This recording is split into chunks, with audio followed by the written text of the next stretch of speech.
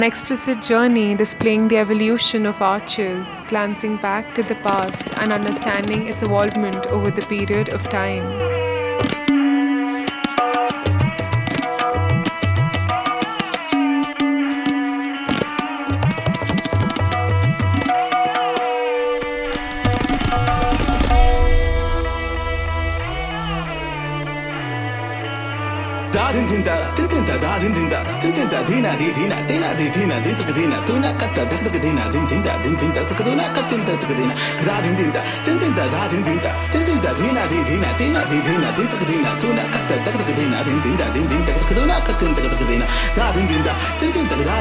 With the first look at the Balban's tomb built in 1287, a beautiful display of Indo-Islamic architecture showcasing their three-centered and four-centered arches. A structure of rubble masonry with square-built chambers and arched openings in all four sides.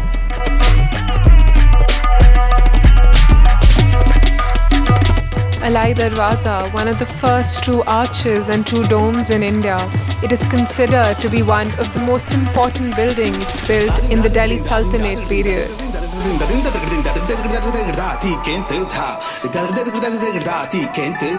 With its pointed arch and spearhead of fringes identified as lotus buds, it adds grace to the Kuwait-ul-Islam Mosque, to which it served as an entrance.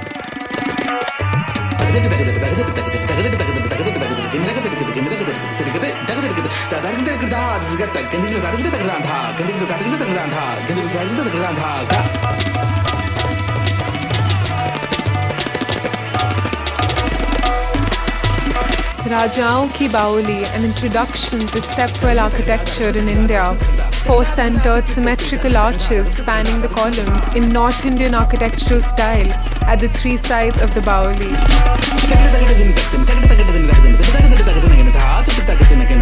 Hall of Jamali Kamali, fronted by a large courtyard, 5 arches with a central dome. The size of the arches increases towards the central arch, which is the largest of the 5. Embellished with beautiful ornamentation. The spandrels are decorated with medallions and ornamentation. Fluted pilasters exquisitely decorate the central arch.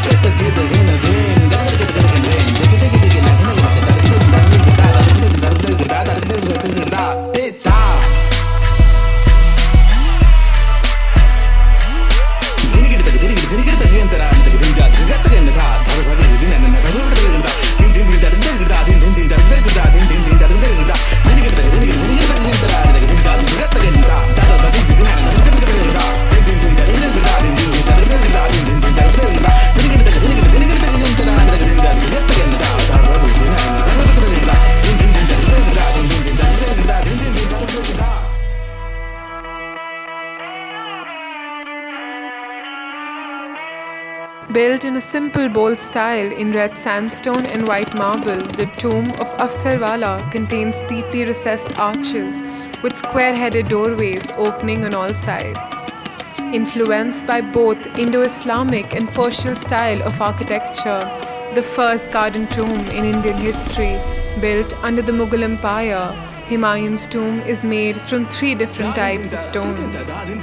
A classic example of the Augie arch, the building is low-roofed with 25 arched entrances.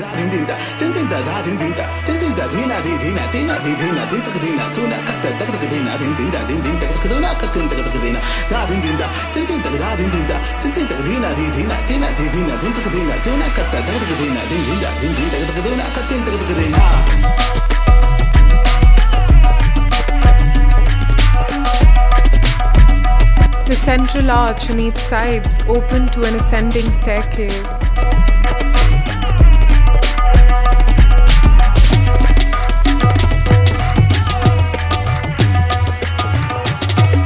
41 feet high and 24 feet wide, Lahori Gate is lofty and arched, flanked by half-octagonal towers. The Diwan-e-Aam, used to refer as the Hall of Public Audience, has an impressive facade of 9 openings of engraved arches, pointed 3-centered floral arches and roof made up of sandstone. The Diwan-e-Khas, another structure with openings of engraved arches on all of its sides.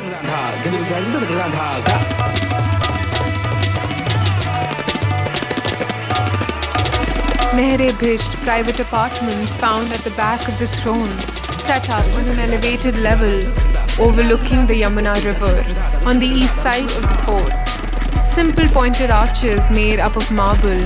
This place is designed as per the Holy Quran definition of paradise.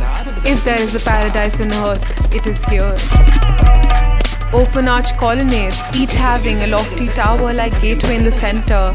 The Jama Masjid uses this ogee arch. Made up of red sandstone and marble, the structure was one of the last pieces of work by Shah Jahan. Under the domes is a hall with 7 arches facing west, covered with marble up to waist height.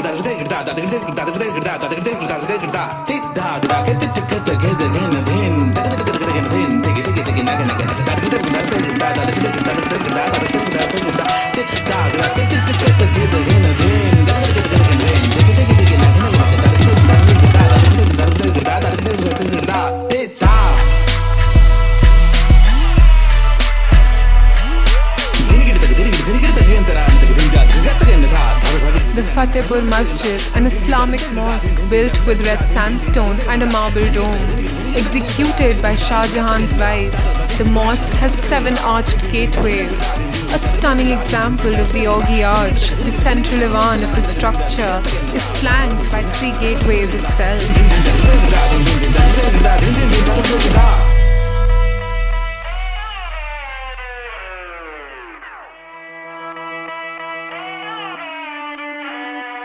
The tomb of Safdarjung, the main entrance is huge and exhibits some fine ornamental paintings, decorative arches with Arabic inscriptions.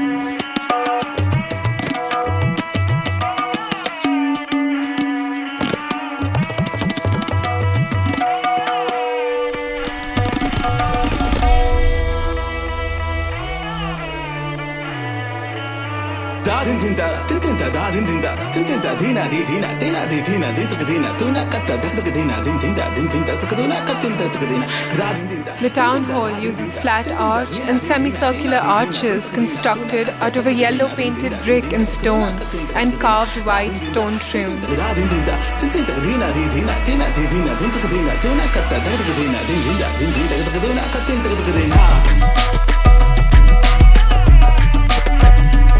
The Sacred Heart Monastery, the church building, is based on an Italian architecture using semicircular arches.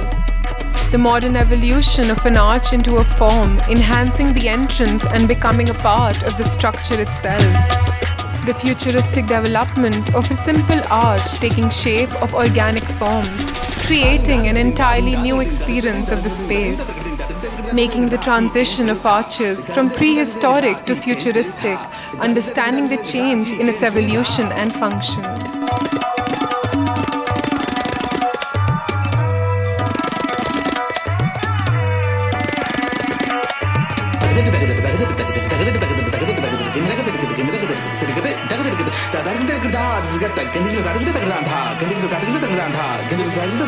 Can